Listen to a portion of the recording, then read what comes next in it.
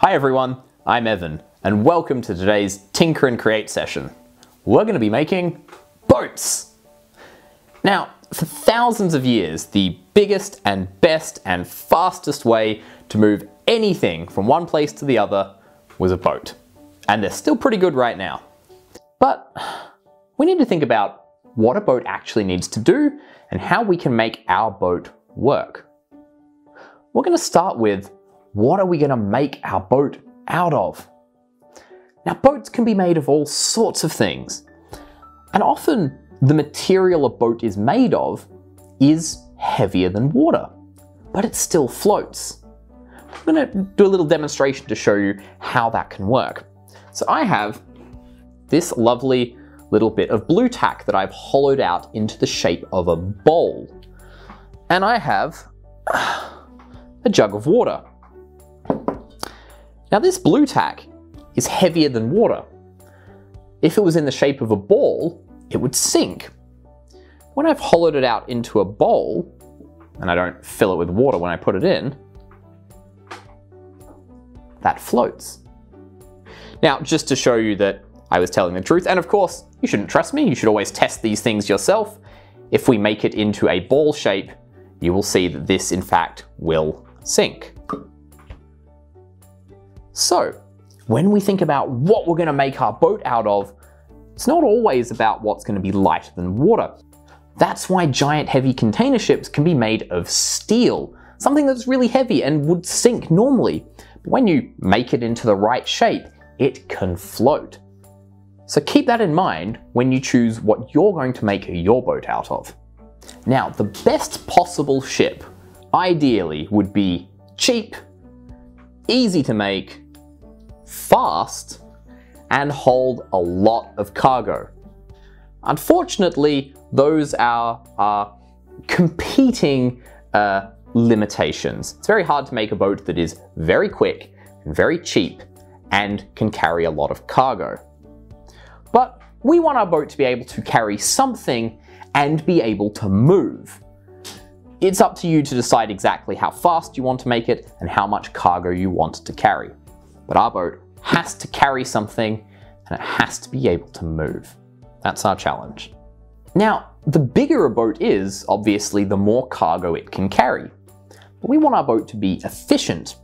So ideally, it would carry a lot of cargo while not weighing much itself. We're going to be looking at something called the load ratio. I'm going to have to bring some maths into it, but that's okay. Basically, we want to see the weight of the cargo it can carry. And we want to compare that to the weight of the ship without any cargo. And we want to divide the weight of the cargo by the weight of the ship and hopefully have as big a number as possible.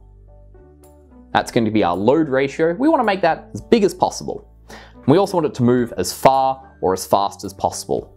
Now, making a ship move, there are any number of ways you could do that.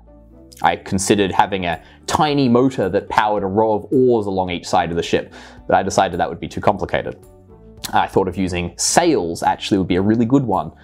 They'd be fairly easy to make. You could get a nice portable fan, stick that behind your ship, and hopefully blow it along. You could use a propeller. You could have the propeller wound up with an elastic band so you could wind it up and let it go and hopefully power the ship along. There's all sorts of things you could do to power your boat. I'm going to take a slightly different approach.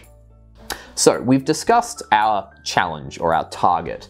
Now let's discuss how we're actually going to achieve that. Let's look at what we could make our boat out of. Now, I'm going to be using the stuff I have lying around my house, and you'll be using whatever you have lying around yours. There's no one right material to use. You can use cardboard or plastic or old bottles or cans or polystyrene, whatever you have. I'm going to be using this stuff.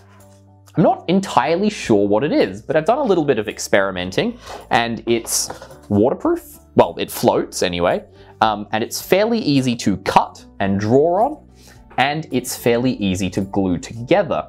It appears to be some sort of foam with a little bit of a plastic or perhaps paper coating on either side.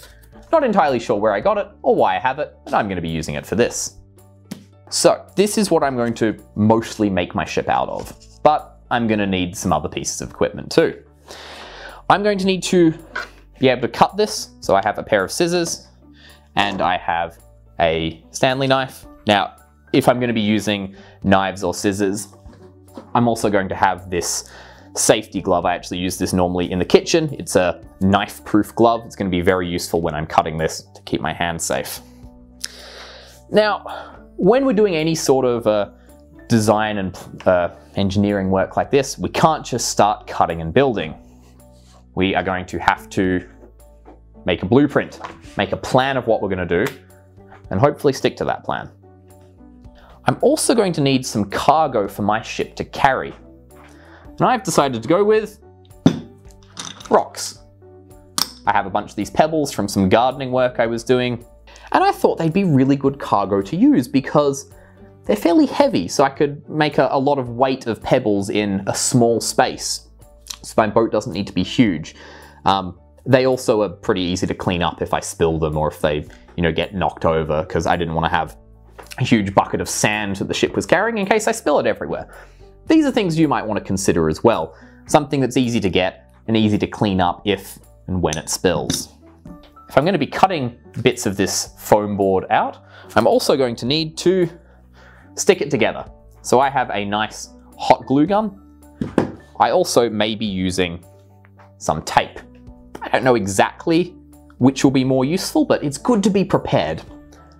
I do find hot glue or silicone sealant or something like that is very useful because it can actually waterproof joins in your material, so that's something to keep in mind.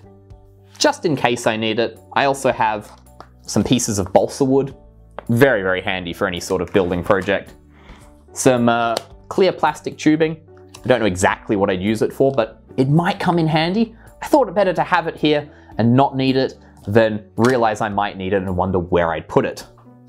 I also have this. I think it's a little top to a thing of soft drink. Yeah, I thought it might be useful. Who knows? And of course, a tape measure. If I'm going to be making a plan and diagram, I'm going to need to measure. I think that's everything. If I do need anything more, well, we'll find out as we go. So what I've decided to do is to start by drawing out just in rough all the different shaped pieces that I'm going to need for this ship and how many I'll need and how big they will be. And that way I can make sure that I actually have enough material. If I need any more, I can get it. And to make sure that I actually, when I'm cutting it out, don't waste the material in case I'm running low. So I'm going to start by getting all the pieces I need for this.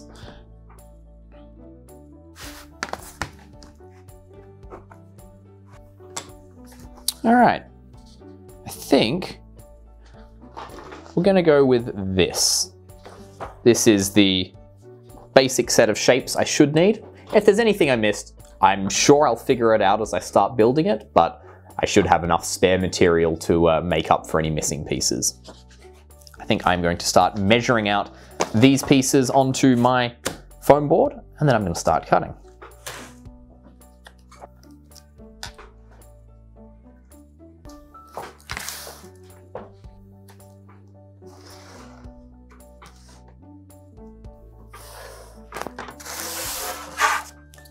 So as I go, I'm labeling the pieces I make with their measurements because there's nothing worse than having a whole bunch of these cut out and then not remembering which one is which.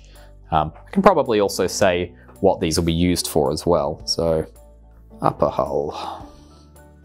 So I've labeled these pieces so far as hull or deck. So the hull is going to be the outer part of the ship, the bit that really sits in the water. And the deck is going to be a sort of flat bit that goes, across the top of the ship. I've included a lower deck and possibly an upper deck. I just feel like if I have it completely empty, just the hull and then a deck at the top, it may not quite be as stable. If I have a lower deck, a sheet that's in the middle, it might help make it a bit stronger, a bit more rigid, and more able to support a large amount of weight. So I've got one measured for the lower deck. If I need an upper deck, it will probably be the same size as that. But that's what I've labeled my pieces as so far. So before I start cutting anything like that, the first step of my plan is going to be to sketch what the end product will hopefully look like. And I'm going to sketch what it will look like from the top, what it will look like from the side, and what it will look like from the front. And that should help me figure out exactly what pieces of material I'm going to need and how I'm going to put them together. So if you have measurements for these, it's fantastic. It's always better to have measurements for these diagrams so you know exactly what to cut. But even if you just do a sort of idea of what it should look like, that's a very good step too. So.